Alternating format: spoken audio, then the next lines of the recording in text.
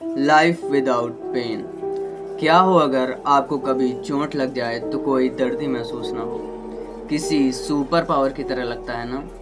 पर आज की ये स्टोरी सुनने के बाद नहीं लगेगा। आज की ये स्टोरी सुनने के बाद आपको पता लगेगा कि लाइफ में पेन कितना ज़्यादा इम्पोर्टेंट है।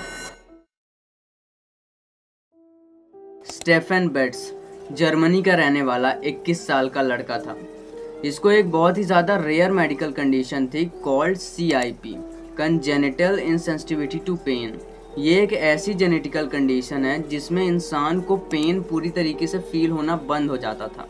इसीलिए जब स्टेफन छोटे थे तो इनके माँ बाप को लगता था कि स्टेफन मेंटली अनस्टेबल है, यानी इनका मानसिक संतुलन ठीक नहीं है।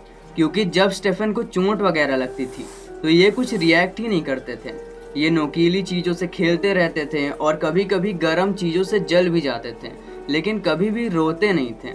पर स्टेफन और उसकी पूरी फैमिली को इस जेनेटिक कंडीशन के बारे में तब पता चला जब स्टेफन 5 साल के हुए और एक दिन इन्होंने अपनी जीभ का आगे वाला हिस्सा काट दिया। लेकिन इनको कोई दर्द ही फील नहीं हो रहा था, ये बिल्कुल ही नॉर्मल थे। और इसके थोड़े टाइम बाद वो अपनी छत की सीढ़ियों से भी कूद गए, जिससे उनका एक पाँव भी फ्रैक्चर हो गया।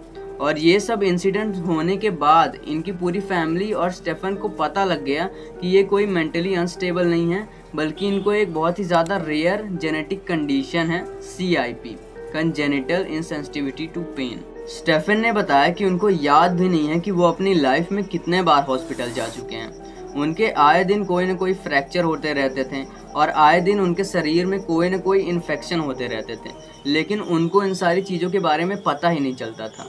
लेकिन अब अगर आपके मन में ये सवाल आ रहा है कि स्टेफन ऐसी चीज़ें करते ही क्यों थे जिससे उनको कोई ना कोई नुकसान पहुँचे, लेकिन यही तो प्रॉब्लम है। स्टेफन को पता ही नहीं था कि किस चीज़ से उनको नुकसान पहुँचेगा और किस चीज़ से उनको नुकसान नहीं पहुँचेगा। जैसे एक एग्जांपल देता हूँ। एक जो नॉर्मल इंसान होता है उसके बच्चे से बड़े बनने के प्रोसेस में पेन बहुत ज़्यादा इम्पोर्टेंट रोल प्ले करता है, क्योंकि जो पेन होता है वो हमें बताता है कि आखिर हमें क्या चीज़ करनी है, क्या चीज़ नहीं करनी, क्या चीज़ हमारे लिए हार्मफुल है, क्या चीज़ हमारे लिए हार्मफुल नहीं है। जैसे हमें पता है कि हम पानी को छू सकते हैं, लेकिन हम आग को नहीं छू सकते क्योंकि उसको छूने से हमें दर्द होता है। लेकिन जिस आदमी को दर्द ही नहीं होता किसी भी चीज़ से, उसको क्या पता कि क्या चीज़ हमारे लिए हार्मफुल है और क्या चीज़ हमारे लिए हार्मफुल नहीं है। इसीलिए स्टेफन को आए दिन चोटें लगती ही रहती थी। तो चलिए इस बहुत ही ज़्यादा रेयर जेनेटिकल कंडीशन को थोड़ा अच्छे से समझते हैं और थोड़ा डीपली जानने की कोशिश करते हैं। और मैंने जो भी इन्फॉर्मेशन इस वीडियो में बताई है, इसके सोर्सेज वगैरह आपको डिस्क्रिप्शन में मिल जाएंगे, आप चाहो तो क्रॉस चेक कर सकते हो।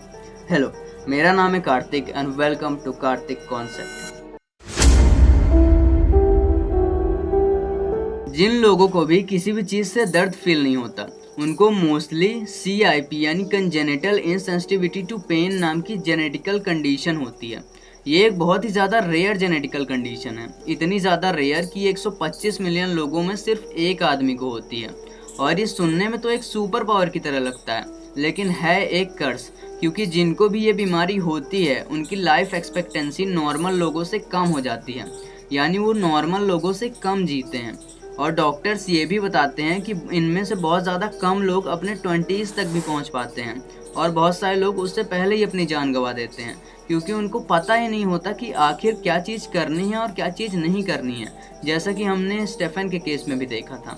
और ऐसा ही एक और केस पाकिस्तान से भी आया था, जहाँ पे एक पाकिस्तानी लड़का कोयले पे और गर्म चीज़ों पे, नुकीली चीज़ों पे चल के करतब वगैरह दिखाया करता था। पर ये कोई ट्रिक नहीं थी, वो सच में गर्म चीज़ों पे चलता था और नुकीली चीज़ों पे चलता था, क्योंकि उसको भी ये जेनेटिकल कंडीशन थी CIP। लेकिन थोड़े दिनों बाद पता चला कि उसने छत से कूद कर अपनी जान गंवा दी है। अब समझते हैं कि आखिर ये CIP काम कैसे करती है। तो देखो, एक नॉर्मल इंसान के बॉडी में हर जगह पे एक टाइप के सेंसर्स लगे हुए होते हैं, जिनको नोसिसेप्टर्स कहा जाता है। और इन नोसिसेप्टर्स का काम होता है हमारी बॉडी को किसी हार्मफुल चीज़ों से दूर रखना। इसीलिए जब एक नॉर्मल पर्सन किसी हार्मफुल चीज़ को छूता है, जैसे कि आग, तो ये नोसिसेप्टर्स हमारे ब्रेन तक सिग्नल पहुंचा देते हैं और फिर हमारा ब्रेन हमें दर्द का एहसास कराता है ताकि हम उस हार्मफुल चीज़ से दूर हो जाएं। इसीलिए जब हमें कभी हल्का सा करंट भी लगता है तो हमें दर्द तो होता ही है, साथ ही साथ हमारी बॉडी बहुत जल्दी रिएक्ट करती है और हम उस जगह से थोड़ा सा पीछे हो जाते हैं, क्योंकि हमारा ब्रेन उस हार्मफुल जगह से हमें दूर ले जाने की कोशिश करता है। लेकिन जिन लोगों को ये CIP की कंडीशन होती है उनके ये नोसिसेप्टर्स काम ही नहीं करते हैं, जिसके वजह से अगर वो कोई हार्मफुल चीज़ को भी छू दें फिर भी उनके ब्रेन तक कोई सिग्नल्स ही नहीं पहुंच पाते, जिससे उनको दर्द ही नहीं होता। CIP की कंडीशन मेनली 2 टाइप की होती हैं, एक जिसमें ब्रेन तक सिग्नल पहुंचाने वाले नोसिसेप्टर्स डेवलप ही नहीं होते और दूसरे में डेवलप तो होते हैं लेकिन काम नहीं करते हैं। और कुछ लोगों को एक और सिमिलर कंडीशन होती है CIPA। इसमें CIP की तरह ही इंसान को कोई पेन तो फील होता नहीं है और साथ ही साथ इंसान के स्वेट ग्लैंड्स भी काम करना बंद हो जाते हैं, जिसकी वजह से इंसान को कोई भी पसीना नहीं आता। अब आपको अगर ये लग रहा है कि पसीना ना आने में कौन सी प्रॉब्लम है, तो इसमें बहुत प्रॉब्लम है, क्योंकि हमें जब पसीना आता है तो हमारी बॉडी का टेम्परेचर कम होता है और हमारी बॉडी कूल डाउन होती है। लेकिन अगर हमें पसीना नहीं आएगा तो हमारी बॉडी का टेम्परेचर बहुत ज़्यादा बढ़ जाएगा और फीवर और बाकी बीमारियां बहुत जल्दी हो सकती हैं। ये जो CIP की कंडीशन है ये मोस्टली पेरेंट्स से ही इनहेरिट होके आती है, यानी अगर पेरेंट्स को CIP की कंडीशन है तो बहुत ज़्यादा चांसेस हैं कि उनके बच्चों को भी CIP की कंडीशन होगी। ऐसा ही एक केस भी देखा गया था जिसमें पूरी फैमिली में ऑलमोस्ट सारे के सारे मेंबर्स को CIP की कंडीशंस थी।